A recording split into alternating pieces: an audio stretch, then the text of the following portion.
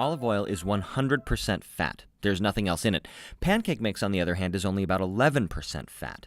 And yet, olive oil is good for you, and pancake mix is not. Why is that? As it turns out, the amount of fat we eat doesn't impact our weight or our cholesterol or our risk of heart disease nearly as much as what kind of fat we eat. But let's back up. What is fat? If we were to zoom in on a salmon, which is a fatty fish, past the organs, past the tissues, into the cells, we would see that the stuff we call fat is actually made up of molecules called triglycerides, and they are not all alike. Here's one example.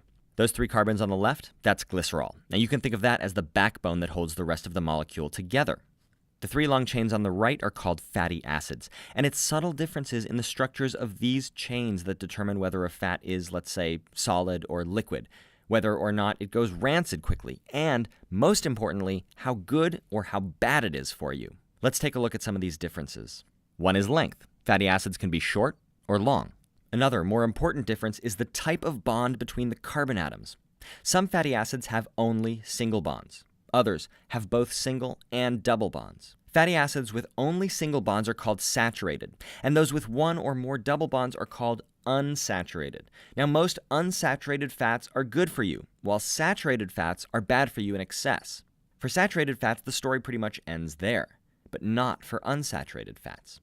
The double bonds in these molecules have kind of a weird property. They're rigid. So that means that there are 2 ways to arrange every double bond. The first is like this, where both hydrogens are on the same side and both carbons are on the same side. The second way is like this. Now the hydrogens and carbons are on opposite sides of the double bond. Now, even though both of these molecules are made up of exactly the same building blocks, they are 2 completely different substances, and they behave completely differently inside of us. The configuration on the left is called cis, which you've probably never heard of. The one on the right is called trans, and you probably have heard of trans fats before. They don't go rancid, they're more stable during deep frying, and they can change the texture of foods in ways that other fats just can't. They're also terrible for your health, by far worse than saturated fat, even though technically they're a type of unsaturated fat.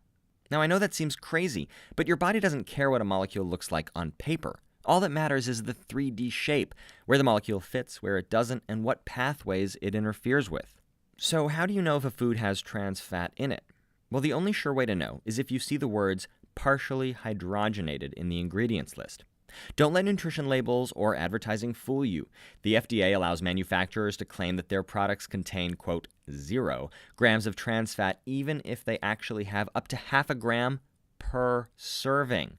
But there are no hard and fast rules about how small a serving can be, and that means you'll have to rely on seeing those key words, partially hydrogenated, because that's how trans fats are made, by partially hydrogenating unsaturated fats. So let's go back to our olive oil and pancake mix from before. Olive oil is 100% fat. Pancake mix is only 11% fat. But olive oil is mostly unsaturated fat, and it has no trans fat at all.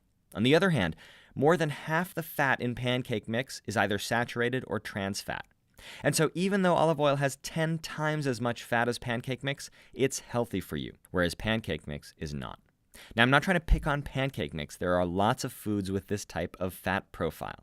The point is this. It's not how much fat you eat, it's what kind of fat. And what makes a particular fat healthy or unhealthy is its shape.